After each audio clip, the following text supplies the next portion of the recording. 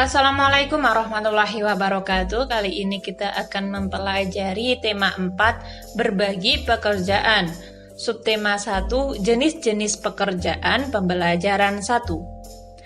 Perhatikan lingkungan tempat tinggalmu. Apakah kamu tinggal di pegunungan, di dataran rendah, ataukah di wilayah pantai? Bagaimana jenis tumbuhan yang terdapat di sana? Pekerjaan apa yang ada di sana? Untuk memahami semua pertanyaan itu, ayo kita pelajari. Ketika liburan tiba, Lani mengunjungi kakeknya. Kakek Lani tinggal di daerah pegunungan. Udara di sana terasa sejuk, berbeda dengan udara di tempat tinggal Lani. Setiap pagi, Lani tidak pernah bosan menemani kakeknya berjalan pagi. Tempat tinggal kakek Lani dekat perkebunan teh. Kakeknya sering mengajak Lani berjalan-jalan mengitari perkebunan teh. Lani diberitahu oleh kakeknya bahwa teh merupakan salah satu tanaman yang dapat tumbuh dengan baik di daerah berudara sejuk. Tempat hidup tanaman teh. Teh merupakan minuman yang banyak dikonsumsi oleh masyarakat di berbagai belahan dunia. Di Indonesia, tanaman teh tumbuh subur di wilayah pegunungan yang berudara sejuk. Teh merupakan salah satu tanaman yang tumbuh di daerah dengan ketinggian 200 sampai 2000 meter di atas permukaan laut. Tanaman teh dapat tumbuh dengan baik di daerah dengan suhu antara 14 derajat sampai 25 derajat Celcius. Yang cukup mendapat curah hujan karena tanaman teh tidak tahan terhadap kekeringan. Curah hujan sangat dibutuhkan untuk menjaga perakaran tanaman teh. Di Indonesia, perkebunan teh tersebar di berbagai wilayah pegunungan di Pulau Jawa dan Sumatera. Kedua pulau tersebut sangat mendukung pertumbuhan teh karena tanahnya sangat subur. Beberapa daerah perkebunan teh di Pulau Jawa antara lain Ciwidey dan Bogor, Brebes dan Wonosobo, dan Malang. Adapun perkebunan teh di Pulau Sumatera antara lain Simalungun dan Kerinci. Pohon teh juga berfungsi untuk mencegah terjadinya erosi. Tanaman teh yang ditanam berjajar rapi dengan jarak 1 meter dapat menahan derasnya aliran air sehingga tanah tidak terkikis terbawa air. Jadi, selain berfungsi sebagai bahan minuman, teh juga berfungsi untuk menjaga lingkungan. Setelah membaca teks di atas, Lani semakin paham. Tak heran pohon teh di kebun dekat rumah kakeknya tumbuh subur. Iklim di sana memang mendukung untuk tumbuh kembang tanaman teh. Nah, lalu ada pertanyaan, mari kita jawab. Di mana tanaman teh dapat tumbuh dengan baik? Di wilayah pegunungan yang berudara sejuk. Lalu, bagaimana caranya agar tanaman teh bisa bermanfaat menahan erosi? Tanaman teh yang ditanam berjajar rapi dengan jarak 1 meter dapat menahan derasnya aliran air, sehingga tanah tidak terkikis terbawa air. Apa yang terjadi apabila tanaman teh terus-menerus dikonsumsi besar-besaran? Akan mengalami kelangkaan. Jika hanya dikonsumsi terus-menerus tanpa diimbangi dengan penanaman secara besar-besaran. Jadi gini teman-teman. Ketika kita mengonsumsi besar-besaran dan kita tidak diimbangi dengan menanamnya secara besar-besaran, nanti akan terjadi kelangkaan.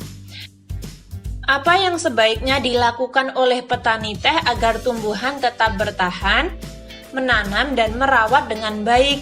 Contohnya memberi pupuk, menyiraminya, dan lain-lain. Apa yang dapat kamu lakukan agar tanah yang digunakan untuk menanam tetap subur? Salah satu caranya adalah memberi pupuk secara teratur. Setiap tanaman yang kita konsumsi harus dijaga kelestariannya. Begitu juga tanah yang ditanaminya. Tanaman dan tanah adalah sumber daya alam yang harus kita jaga keberadaannya. Penggunaan yang berlebihan akan merugikan kita. Mengapa menjaga keseimbangan alam dan kelestarian sumber daya alam itu penting? Kalian silahkan menjawabnya. Kira-kira kenapa ya keseimbangan alam dan kelestarian sumber daya alam itu penting? Lalu di sini ada gambar. Gambar yang pertama itu perkebunan teh, lalu ada memetik daun teh, mengolah daun teh, dan yang terakhir mengemas daun teh. Untuk mengolah teh menjadi minuman, banyak jenis pekerjaan yang terlibat.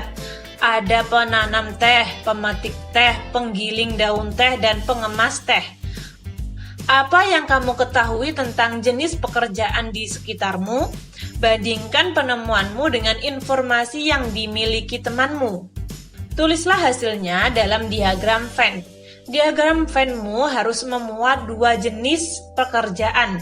Daerah mereka bekerja, apa yang dikerjakan, hasil yang diperoleh, dampak dari pekerjaan mereka bagi masyarakat dan pekerja. Di sini saya akan mencontohkan bagaimana cara kita mengerjakan diagram ini. Kalian silahkan pilih dua pekerjaan. Semisal di sini saya pakai petani teh dan pengolah teh. Di sini pengolah teh yang saya maksud adalah penggiling atau pengemas. Lalu petani teh. Sudah jelas di sini jenis pekerjaannya petani teh dan pengolah teh. Lalu apa yang dikerjakan ketika petani teh menanam teh, ketika pengolah teh mengolah teh. Lalu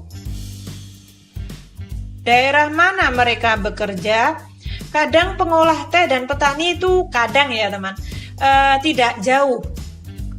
Jarak antara petani dan pengolah teh itu tidak jauh, sama-sama di pegunungan. Lalu, petani teh menanam teh dan memetiknya ketika sudah masak, sedangkan pengolah teh menyortir daun teh dan mengemasnya dalam kemasan. Setelah itu, hasil yang diperoleh, teh dapat diminum masyarakat. Dampaknya, masyarakat dapat menikmati teh tersebut. Nah, kurang lebih seperti itu. Silahkan kalian buat dua pekerjaan yang hampir sama, yang memiliki kesamaan. Nah, ketika yang sama kalian taruh di tengah ini ya teman-teman. Lalu perbedaannya kalian tulis di pinggir-pinggir ini. Persamaan petani teh dan pengolah teh adalah sama-sama di pegunungan, sama-sama teh dapat diminum masyarakat. Nah, seperti itu. Tanaman memberikan manfaat bagi manusia. Apabila tidak berhati-hati dalam memanfaatkannya, tumbuhan akan punah. Manusia akan mengalami kesulitan. Oleh sebab itu, kita wajib menjaga keberadaan tanaman dengan menanam kembali serta menjaga lingkungannya. Nah, di sini ada bacaan tanaman bermain yang hilang. Silahkan kalian baca.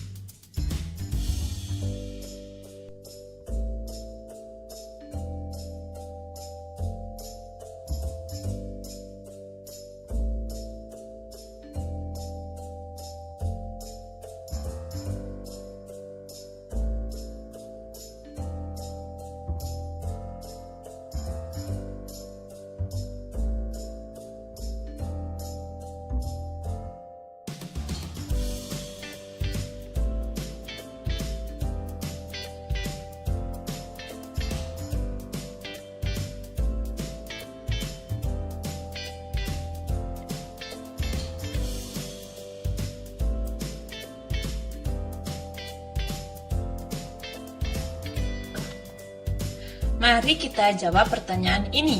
Siapa yang tinggal di dalam hutan bakau? Nah, saya tadi membaca ada Kupi, ayah Kupi, Upi, Kuro, Bangau kecil, dan Momo. Lalu, apa yang biasa dilakukan Kupi dengan ayahnya? Berjalan di gudukan pasir. Mengapa Kupi sedih dan marah? Karena manusia menghancurkan tempat bermainnya dengan membuat bangunan-bangunan yang tinggi menjulang dan menebang habis hutan bakau, tidak memikirkan makhluk kecil seperti Kupi dan teman-temannya. Gambarlah salah satu tokoh, tulislah pendapatmu tentang tokoh tersebut. Nah, menurut saya tadi yang satu tokoh ya teman-teman, saya di sini akan menampilkan ayah Kupi. Menurut saya, sikap ayah Kupi itu bijak dan sabar. Untuk nomor 4, 5, 6, silahkan kalian kerjakan. Betapa tumbuhan sangat besar perannya dalam kehidupan kita. Kehidupan yang nyaman tercipta dengan adanya berbagai tumbuhan penjaga lingkungan di sekitar kita. Selain bermanfaat untuk manusia, tumbuhan juga bermanfaat bagi kehidupan binatang. Salah satu contohnya adalah tanaman bakau.